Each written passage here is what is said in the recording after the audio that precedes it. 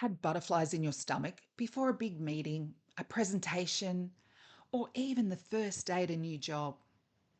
Or have you felt your gut twist when you're under pressure? Maybe you've even had that instinctive gut feel when something just wasn't quite right. Those sensations aren't in your head, they're in your gut, and they reveal something that science is now proving beyond doubt. Our gut health profoundly shapes how we think, feel, behave, and perform. In workplaces, when we talk about well-being, the focus is usually on stress management, resilience, and maybe psychological safety. And these are important, absolutely. But there's one missing piece to the puzzle, one that athletes, race car drivers, and high performing teams in the sports and arts world already understand. They know performance isn't just about technical skill and ability, it's holistic. It's about nutrition, it's about rest, mindset, recovery, and connection. Because to perform at their best, they need to be both mentally and physically well. And yet, most organisations still treat wellbeing programs like a tick in the box exercise, something nice to have.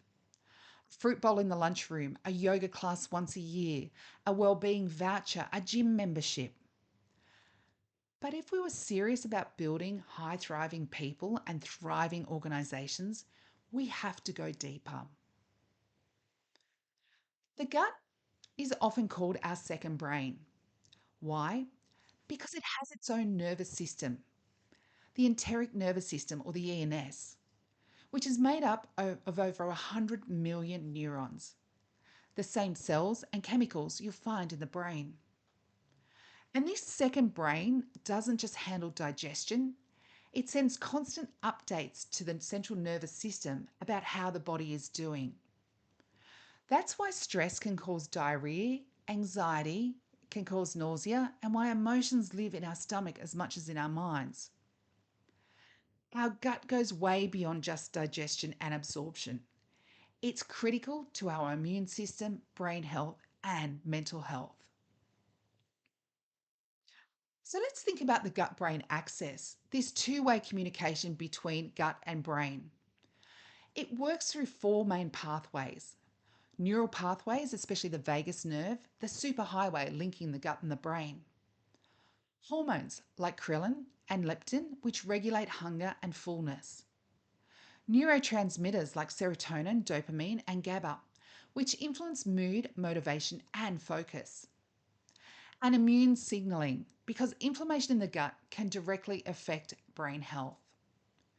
Put simply, the gut doesn't just digest food, it talks to the brain, and it shapes our mood, our clarity, and our behavior every single day. So let's talk about the vagus nerve for a moment. It's the longest cranial nerve in the body, part of our rest and digest system.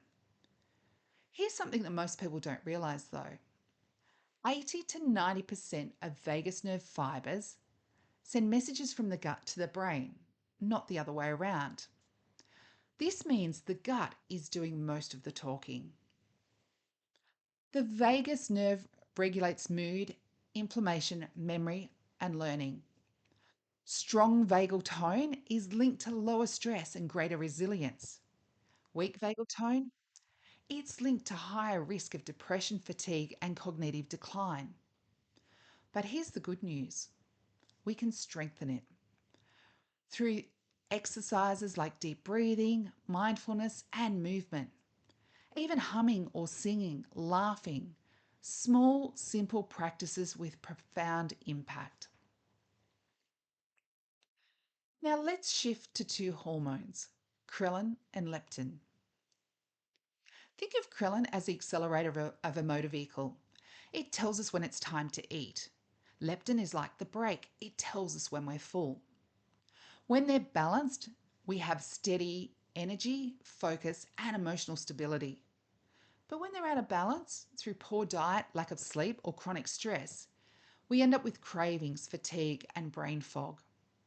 And if you've ever tried leading a team meeting in the middle of a 3 p.m. sugar crash, you'll know exactly what I mean.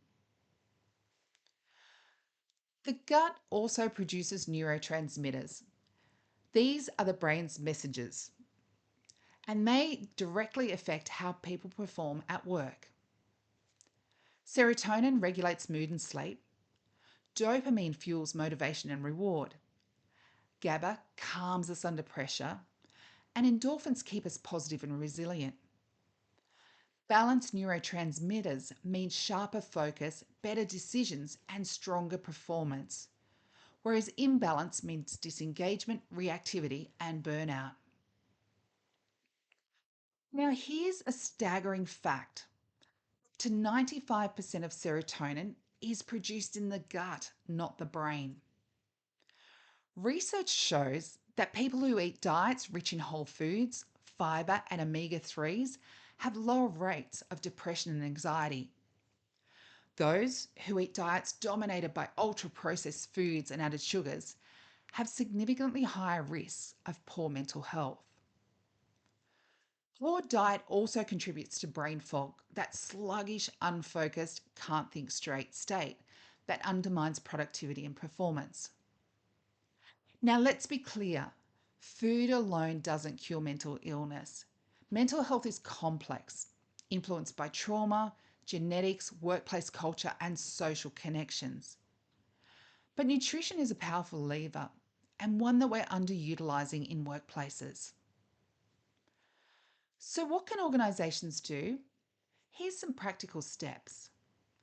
Educate your employees and your leaders about the gut brain link. Rethink food environments. Swap sugar heavy snacks for nourishing choices if you're providing food at work. Encourage balanced breaks. Time away from desks to eat, digest, and connect. At the Centre for Human Centred Leadership, we call this the communal table philosophy, creating space to share food, ideas, and build culture. Support vagus health through breathing, mindfulness, and movement. And embed nutrition into your well-being and leadership programs, not as an afterthought, but as part of a holistic approach to performance. Because when leaders see people as whole humans, not robots, they unlock energy, resilience, and creativity. Here's the truth: food is more than fuel, it's information. It tells the brain and the body how to function. And when we nourish our gut, we build the foundations for resilience, focus, and performance. The Thrive loop is simple: healthy gut, thriving individuals, thriving organisations, which reinforce thriving individuals. It's a positive cycle, and leaders hold the key to enabling it. So, next time you think about workplace performance, don't just think about technical skills or resilience workshops. Think about what's on the table, literally. Because when people thrive, organisations don't just survive, they become high thriving ecosystems where people and businesses succeed together. And maybe, just maybe, the path to better leadership, safer workplaces, and stronger organisation starts in your gut. Thank you.